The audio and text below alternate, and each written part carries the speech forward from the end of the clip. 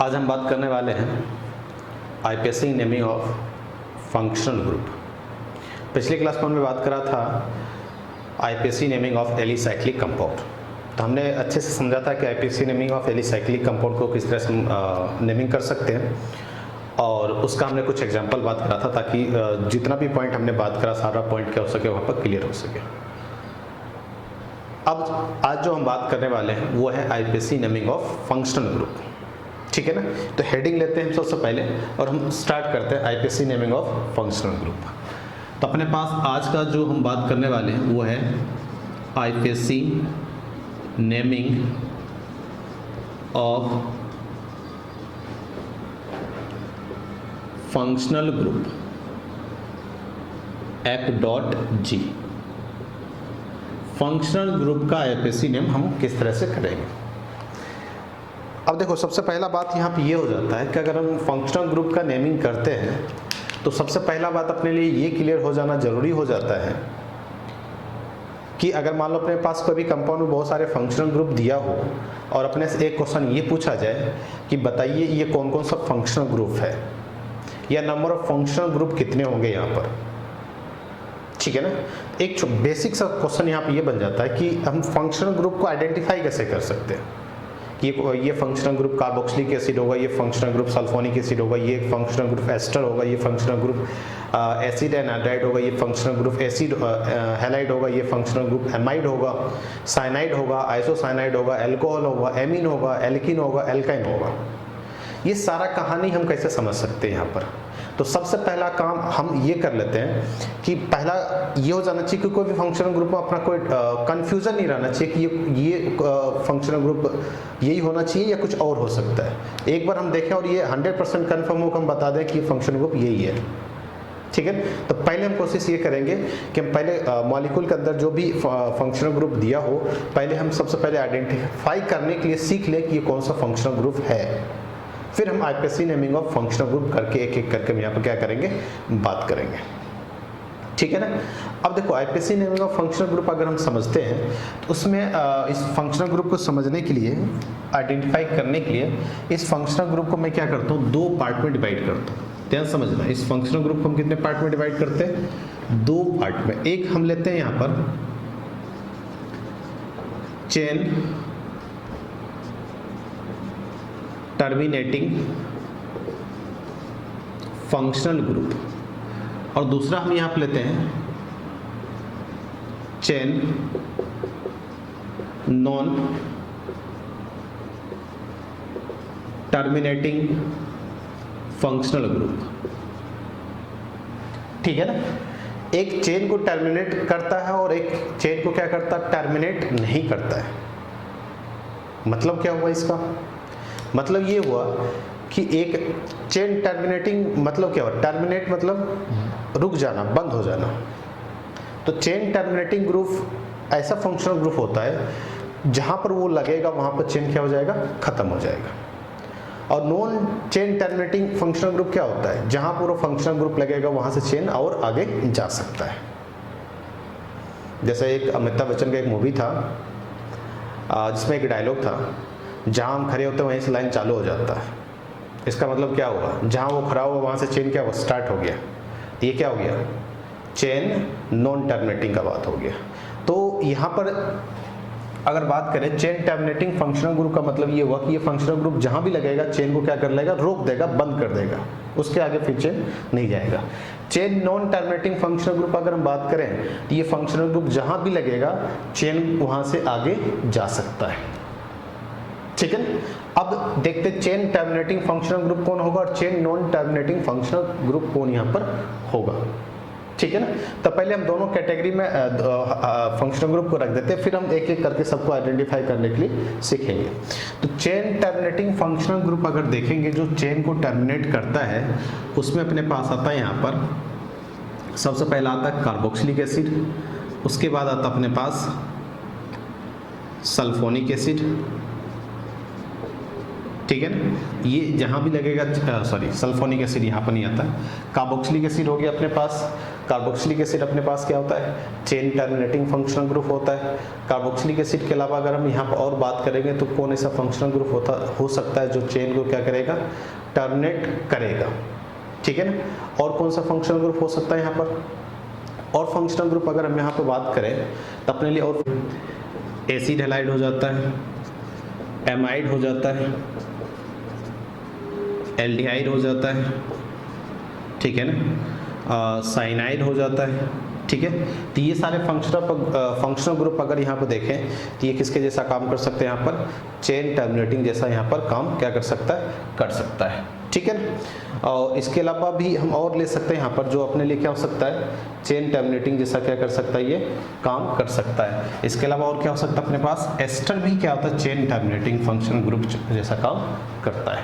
तो ये सारे फंक्शनल ग्रुप जहाँ पर लगेगा वो क्या करेगा, चेन को टर्मिनेट करेगा। तो ये सारे फंक्शनल ग्रुप अपने पास क्या जाता है, carboxylic acid, acid halide, amide, aldehyde, cyanide, ester, ये सारे फंक्शनल ग्रुप अपने पास क्या होता है, चेन टर्मिनेटिंग फंक्शनल ग्रुप होता है। अब बात आ जाता है यहाँ पर कि chain non terminating functional group कहाँ होगा, क्या होगा। जहाँ पर वो फंक्शनल ग्रुप लगेगा वहाँ पर चेन खत्म नहीं होगा, चेन उससे आगे भी जा सकता है। तो non chain terminating functional group में अगर हम बात करें तो अपने पास क्या हो सकता है, जैसे सल्फोनिक एसिड हो गया। जैसे यहाँ से अगर हम बात करें सल्फोनिक एसिड के बाद अपने पास आ जाता है यहाँ पर कीटोन हो गया। जैसे अपन बात करें यहाँ पर एमीन हो गया। जैसे यहाँ पर हम बात करें तो एल्कोहल हो जाता है, एसएच थायो एल्कोहल हो जाता है, ठीक है। डबल बॉन्ड हो जाता है, ट्रिपल बॉन्ड हो जाता है, डबल बॉन्ड हो जाता है। ये सब अपने पास क्या होता है, chain non terminating functional group जैसा ये क्या करेगा, यहाँ पर काम करेगा, ठीक है ना। तो ये अपने पास कुछ एग्जाम्पल हो गया किसका, चेन टर्मिनेटिंग फंक्शनल ग्रुप का, और ये कुछ एग्जाम्पल हो गया chain non terminating functional group का, ठीक है ना। अब सबसे पहले क्वेश्चन यहाँ एक आ जाता है। क्वेश्चन सर क्या आता है, देखो बेसिक सा क्वेश्चन है, how to identify functional group.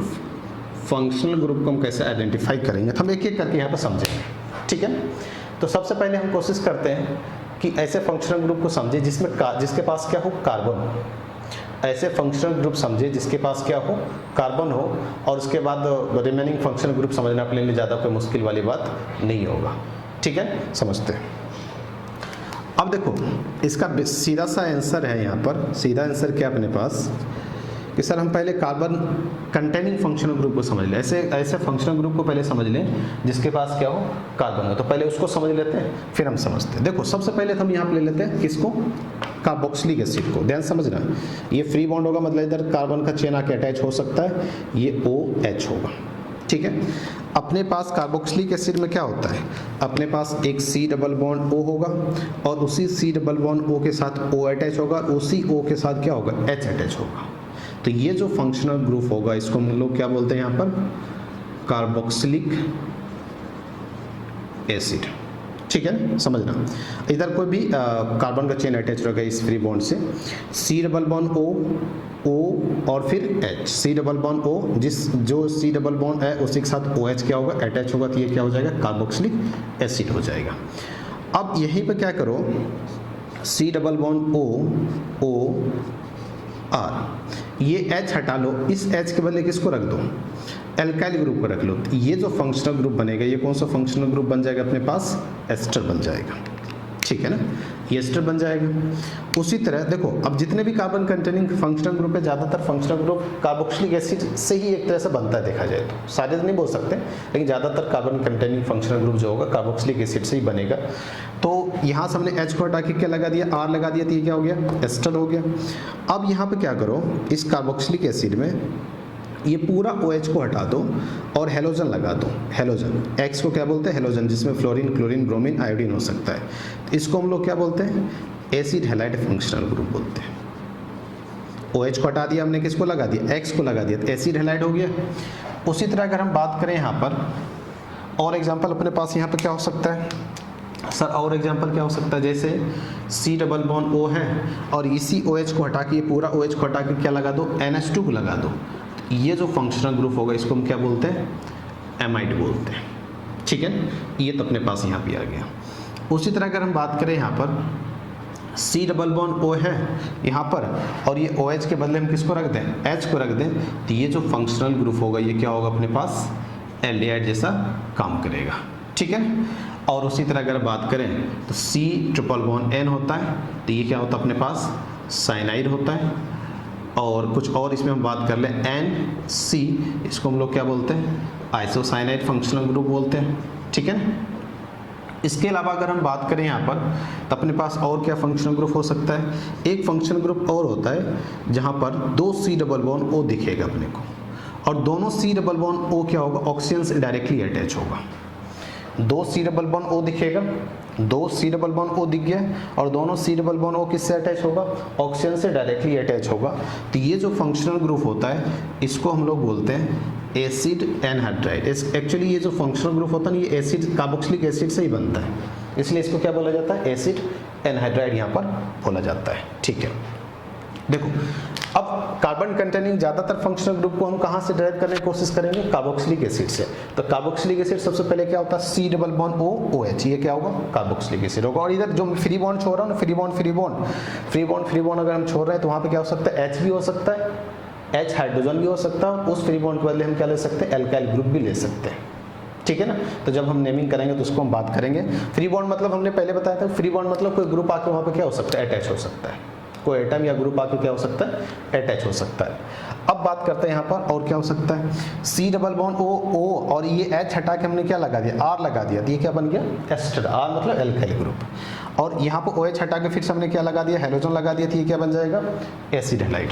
और उसी तरह इस OH के बदले हमने क्या लगा दिया, NH2 लगा दिया, तो ये क्या बन गया, एमाइड बन गया।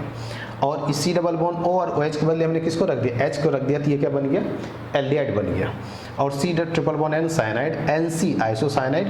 और 2 C डबल बॉन्ड एक कंपाउंड के अंदर हो और वो डायरेक्टली किससे अटैच हो, एक ऑक्सीजन से अटैच हो, तो ये जो फंक्शनल ग्रुप होता है ये क्या होता है, एसिड एनहाइड्राइड होता है। अब देखो ये चीज़ अपने को ध्यान रखना पड़ेगा, क्योंकि मान लो हम एपीएससी नोमेनक्लेचर करने जा रहे हैं और अपने को पता ही नहीं चलेगा फंक्शनल ग्रुप कौन सा है, तो सफिक्स प्रीफिक्स हम कैसे लगाएंगे उसके हिसाब से। जब तक हम ये आइडेंटिफाई कर ही नहीं पाएंगे सही से कि ये फंक्शनल ग्रुप कौन सा है, तो उसके हिसाब से सफिक्स और प्रीफिक्स हम कैसे लगा पाएंगे। तो सबसे पहला ज़रूरी बात अपने लिए ये हो जाता है कि पहले हम ये आइडेंटिफाई कर लें कि ये जो अपने पास होगा ये कौन सा फंक्शनल ग्रुप होगा, तो उसके बाद अपने लिए सफिक्स या प्रीफिक्स लगाना कोई बड़ी बात नहीं है, और नेमिंग करना कोई अपने लिए बड़ी बात नहीं है। उसके बाद तो मुझे नहीं लगता कुछ नोमेनक्लेचर में बचता है। ठीक है, अब ये तो हो गया अपने पास क्या, एसिड एनहाइड्राइड। अब एक फंक्शनल ग्रुप अपने पास यहाँ पर और आता है जिसको मैं इसके जस्ट बाद लिखूंगा, जिसमें कंफ्यूजन होगा।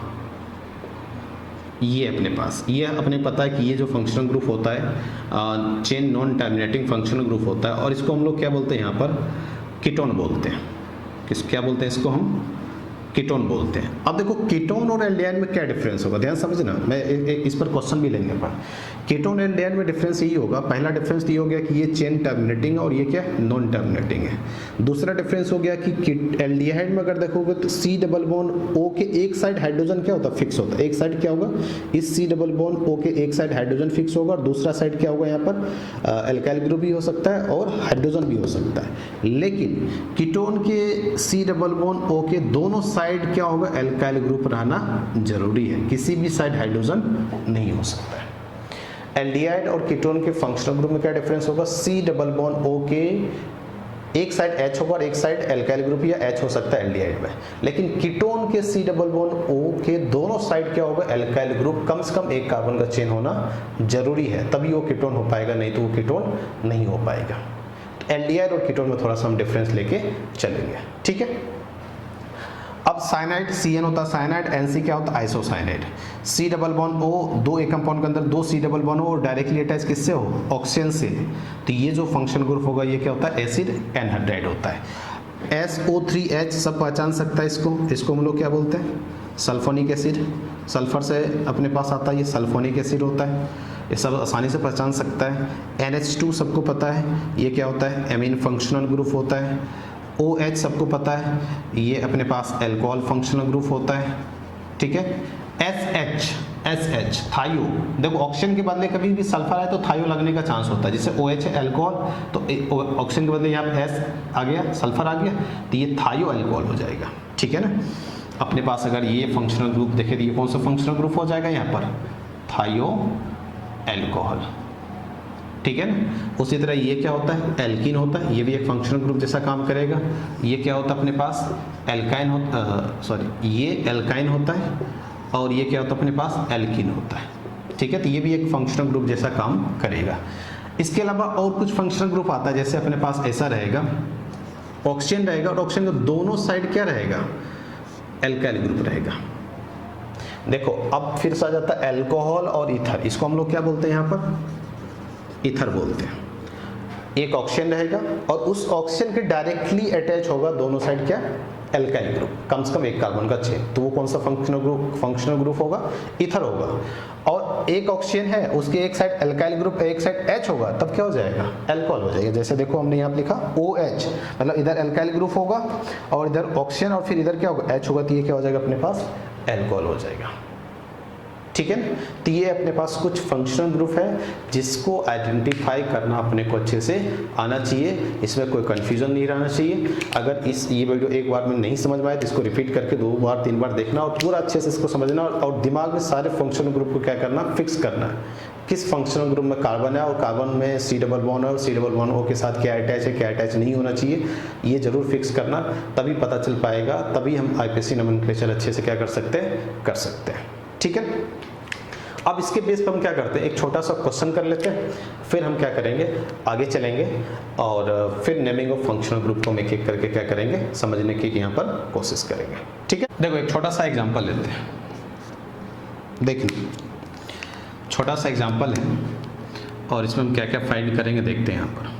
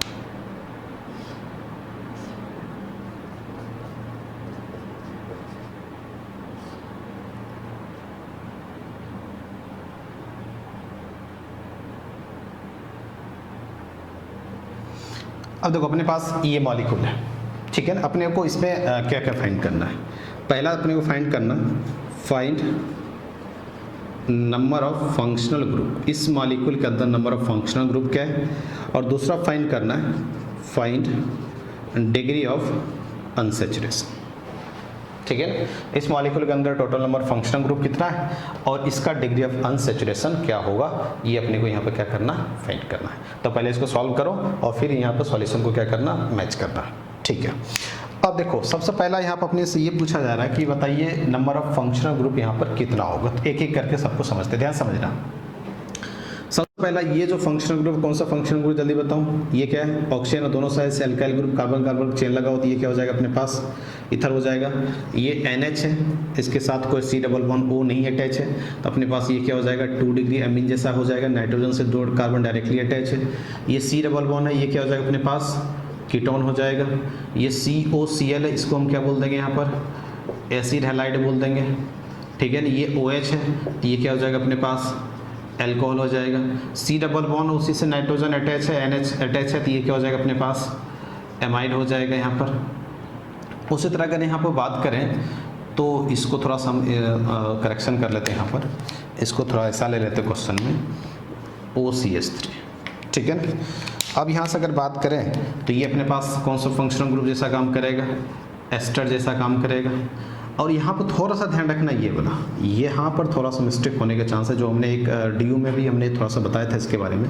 अगर एक्चुअली देखो तो ये C2H है, लेकिन इसको हम खोलेंगे तो अपने पास यहाँ पर देखें तो ये अपने को क्या मिल जाएगा, C111C, और यहाँ पर होगा क्या, इस तरह से H होगा। तो ये भी एक फंक्शनल ग्रुप है जो अपने पास क्या दिख रहा है, एल्काइन जैसा दिख रहा है। यहाँ से अगर देखें तो ये क्या अपने पास क्या है, कार्बोक्सिलिक अपने पास क्या है, एसिड है, ठीक है ना। उसके बाद अपने को एक और फंक्शनल ग्रुप दिख रहा है यहाँ पर, एल्किन। ये कौन सा फंक्शनल ग्रुप अपने पास, एल्किन। अब total number functional group count कर लो तो 1 2 3 4 5 6 7 8 9 10। तो total number of functional group कितना आ गया अपने पास, 10 आ गया। एक बार फिर से काउंट कर लें, कार्बोक्सिलिक एसिड एक हो गया, 2 ईथर हो गया, 3 4 5 6 7 8 9 और यहाँ पर क्या हो जाएगा 10, ठीक है ना। और कोई अगर सेम फंक्शनल ग्रुप होता तो उसको एक ही बार काउंट करते, यहाँ पर कोई भी फंक्शनल ग्रुप सेम नहीं है तो ये तो अपने पास क्या हो जाएगा, total number of functional group कितना आ जाएगा, 10 आ जाएगा। और यहाँ पर जो हमने पहले एमाइड लिया था, अगर एमाइड होता तो यहाँ पर 2 डिग्री एमाइड है और ये क्या है 1 डिग्री एमाइड है, तो उसके हिसाब से इसको सेम फंक्शनल ग्रुप हम लेके चलते हैं और इसके हिसाब से अपने पास टोटल नंबर फंक्शनल ग्रुप कितना आ जाता है, यहाँ पर ये 9 आ जाता। अब इसके पास डिग्री ऑफ अनसैचुरेशन फाइंड करना। तो डिग्री ऑफ अनसैचुरेशन हमने क्या बताया था, जब स्ट्रक्चर दिया हो तो डिग्री ऑफ अनसैचुरेशन फाइंड करने के लिए अपने पास क्या करना पड़ेगा, अपने को number of pi bond plus number of ring. तब number of pi bond number of ring अगर देखें तो पहले नंबर ऑफ पाई बॉन्ड देख लो, एक पाई बॉन्ड यहाँ पर 2 3 4 5 6 और 2 8 हो गया।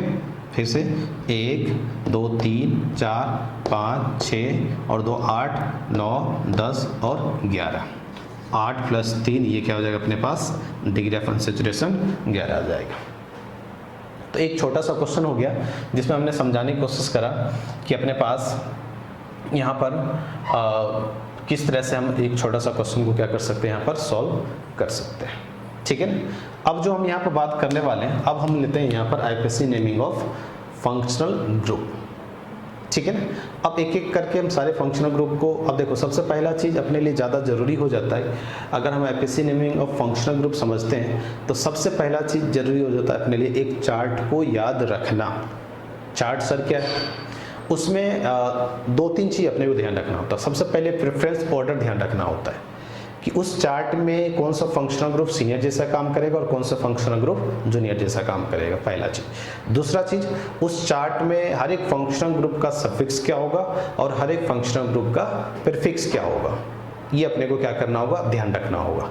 और अपने को पता है कि एक कंपाउंड में अगर एक से अधिक फंक्शनल ग्रुप होता है तो सीनियर फंक्शनल ग्रुप हमेशा 2 degree suffix, senior functional group का हमेशा 2 डिग्री क्या यूज़ करते हैं, सफिक्स यूज़ करते हैं, और जूनियर फंक्शनल ग्रुप का हमेशा क्या यूज़ करते हैं, अपन 2 डिग्री प्रीफिक्स यूज़ करते हैं, ठीक है। तो इसी पर हम क्या करेंगे, बात करेंगे यहाँ पर, और एक एक करके सबको यहाँ पर समझने की यहाँ पर कोशिश करेंगे, ठीक है ना। चलो, तो सबसे पहले हम चार्ट ले लेते हैं। चार्ट को मैं यहाँ पर लिख लेता हूँ। तो पहले आप चार्ट बना लेंगे अच्छे से कॉपी में, और फिर वो चार्ट सबके पास रहना चाहिए, सबको याद होना चाहिए, और उसके बाद फिर हम IPSC naming of functional group यहाँ से आगे लेके चलेंगे, ठीक है ना।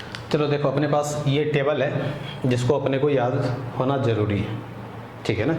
ये टेबल के बिना हम IPSC नोमेनक्लेचर नहीं कर सकते। तो सबसे पहले अपने को, अभी हमने एल्डिहाइड तक लिखा है, इसके बाद अपने पास कीटोन भी आता है, अपने पास एल्कोहल भी आता है, एमीन भी आता है, थायोल्कोहल भी आता है, तो उसको भी हम लिख लेंगे। पहले इसको एक बार हम समझ लेते हैं, उसको भी 4-5 फंक्शनल ग्रुप अपने पास और बचा हुआ, जिसको इसके बाद टेबल में अपने को क्या करना है, प्रेफरेंस ऑर्डर में रखना होगा, ठीक है ना। अभी मैंने 8 फंक्शनल ग्रुप लिखा, 3-4 फंक्शनल ग्रुप यहाँ पर और आएंगे जो इस टेबल में इसके नीचे अपने को रखना होगा, ठीक है ना। अब समझना, यहाँ पर लगभग हर एक फंक्शनल ग्रुप अगर देखो यहाँ पर, तो हर एक फंक्शनल ग्रुप का एक से अधिक सफिक्स दिख रहा होगा लगभग।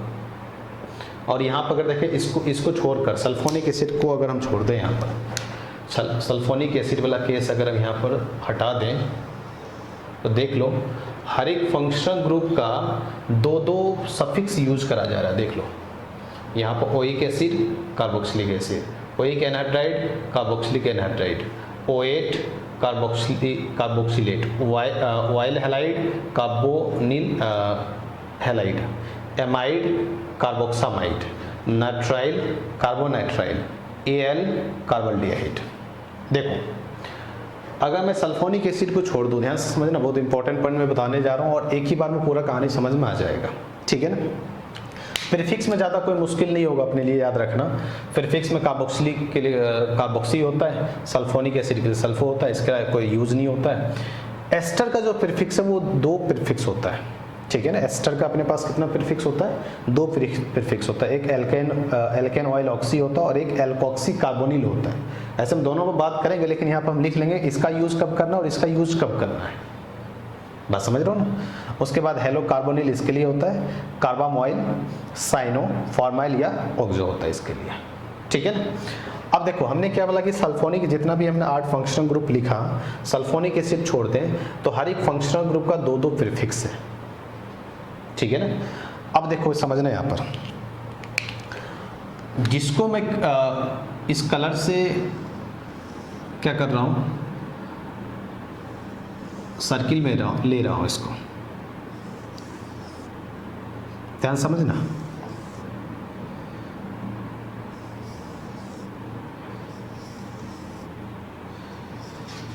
अगर जिसको मैंने इस बॉक्स के अंदर रखा, ध्यान से देखें, तो एक चीज सब में कॉमन दिख रहा होगा, वो क्या दिख रहा है? अगर देखें एक वर्ड सब में कॉमन दिख रहा होगा, CARB। ये हम बात कर रहे हैं 2 डिग्री सफिक्स के बाद, ध्यान समझना, ये बहुत ही इंपॉर्टेंट बात हम बात करने जा रहे हैं। हमने क्या बोला कि 8 फंक्शनल ग्रुप अपने पास है यहाँ पर, ठीक है ना। याद करने का तरीका बता रहा हूँ, ऐसे हम टेबल में से ऐसे याद कर सकते हो, लेकिन याद करने का तरीका पता हो जाए तो अपने लिए याद करना आसान हो जाता है। हमने क्या बोला कि जितने भी फंक्शनल ग्रुप है उसमें सल्फोनिक एसिड को अगर मैं छोड़ दूं तो बाकी के फंक्शनल ग्रुप अपने पास 2 सफिक्स दिख रहा है, और जिसको मैंने सर्किल में लिया उसमें वो जो सफिक्स है सब में CARB CARB CARB CARB अपने को दिख रहा है।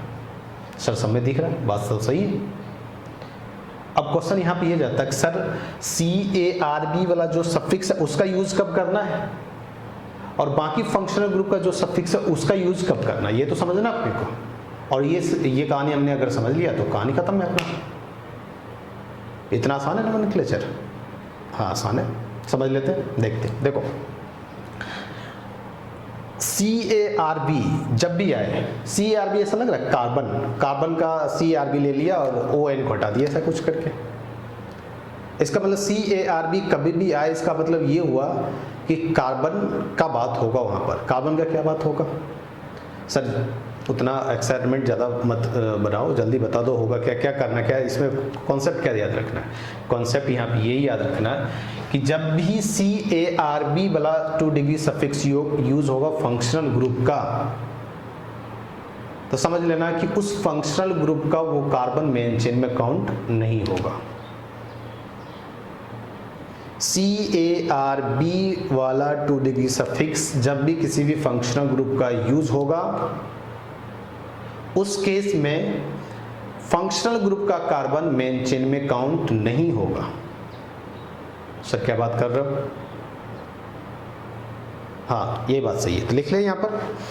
तो यहाँ पर CARB वाला जो सफिक्स है 2 डिग्री सफिक्स अपने पास, CARB वाला 2 डिग्री जो सफिक्स है इसका यूज हम तब करेंगे जब मेन चेन में फंक्शनल ग्रुप का कार्बन काउंट नहीं होगा।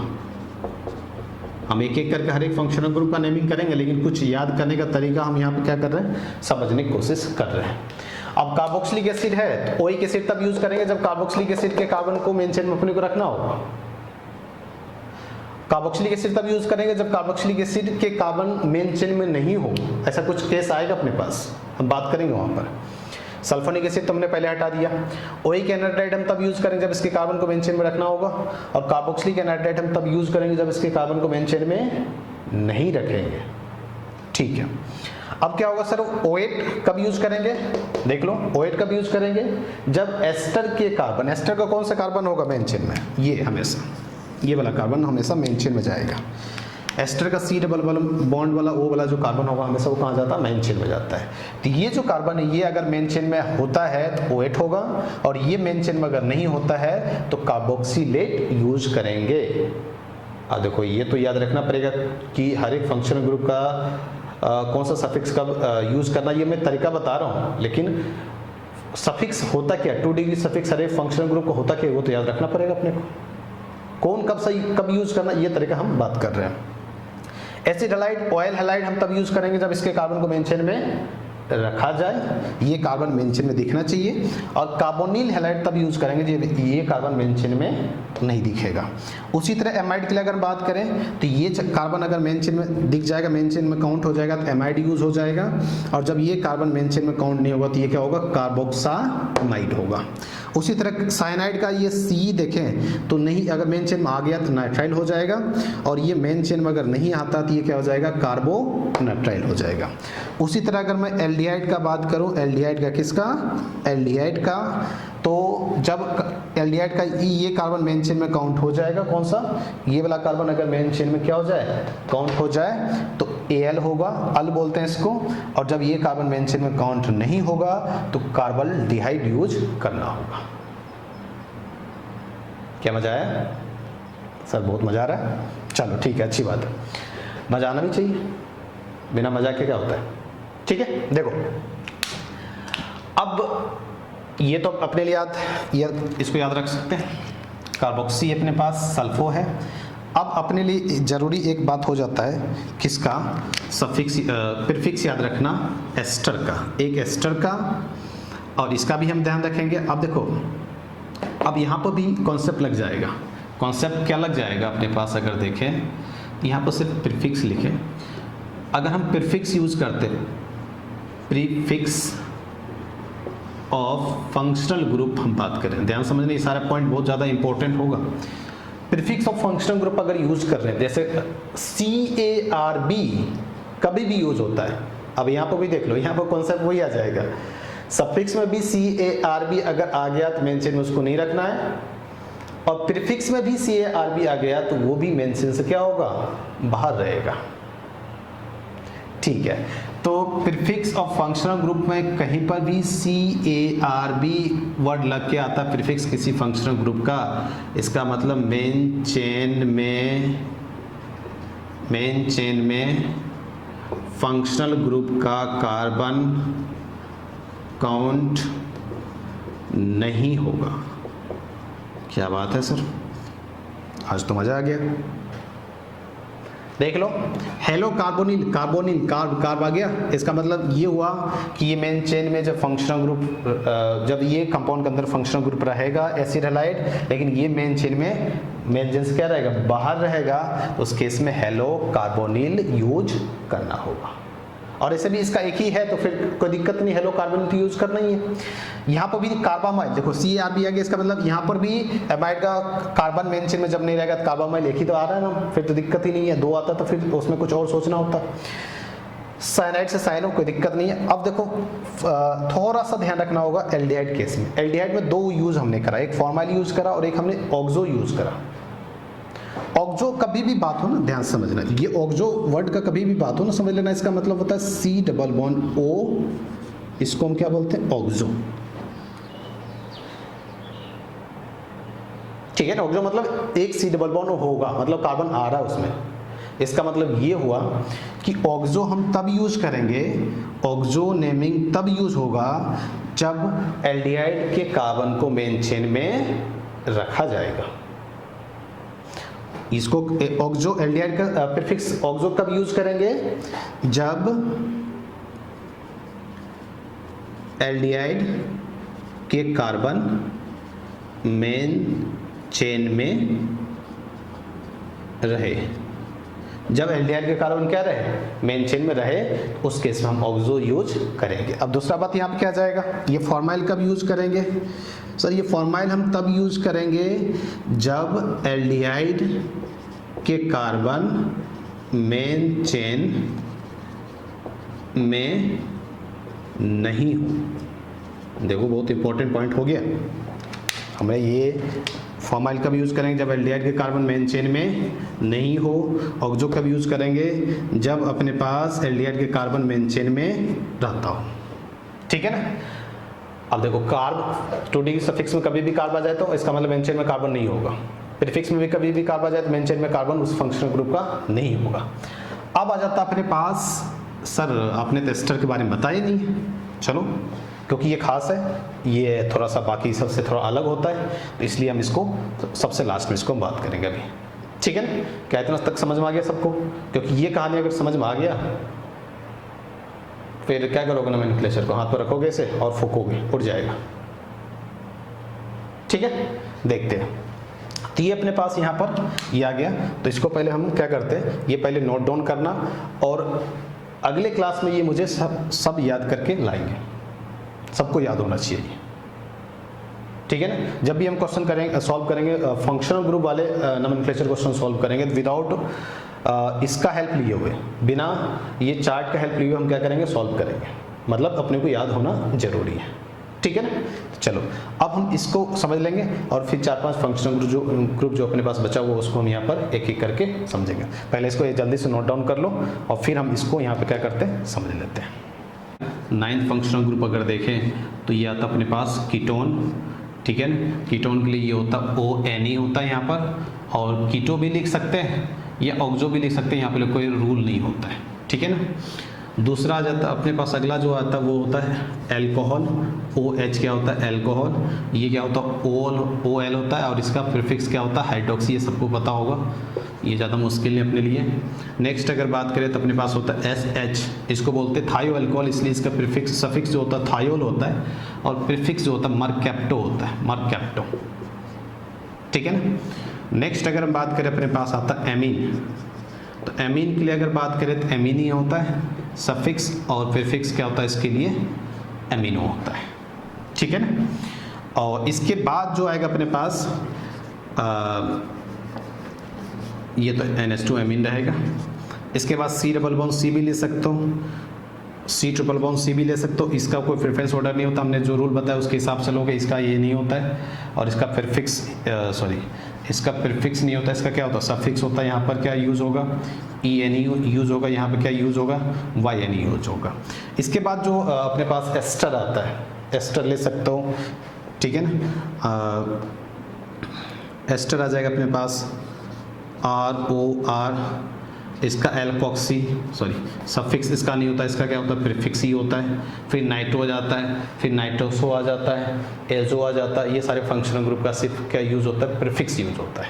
मतलब ये एक ब्रांचिंग जैसा ही काम करेगा, इसका ज़्यादा कोई प्रेफरेंस ऑर्डर में बात नहीं आता। मेन जो अपने पास प्रेफरेंस ऑर्डर अपने को ध्यान रखना, एमीन तक ही ध्यान रखना है। इसके बाद एल्किन एल्काइन आता है, उसके बाद प्रीफिक्स वाले सारे फंक्शनल ग्रुप यहाँ पर आता है। ठीक है ना। तो ये अपने पास यहाँ पर बात हो गया किसका? ये सारे फंक्शनल ग्रुप के प्रेफरेंस ऑर्डर का बात हो गया। अब इसमें एक हमने बात करा था किसका? एस्टर का, जिसका प्रीफिक्स अपने को क्या करना था? यहाँ पर समझना था। तो पॉइंट बना के उसको हम क्या करते? इस चार्ट के नीचे लिख लेते हैं। ठीक है।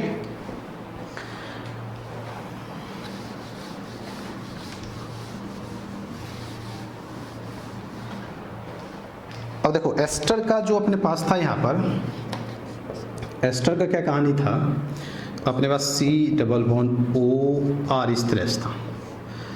एक था अपने पास O8, ये हमने बात कर लिया था, और दूसरा था अपने पास कार्बोक्सीलेट, और यहाँ पर एक था अपने पास एल्केन ऑयल ऑक्सी, और दूसरा था एल्कोक्सी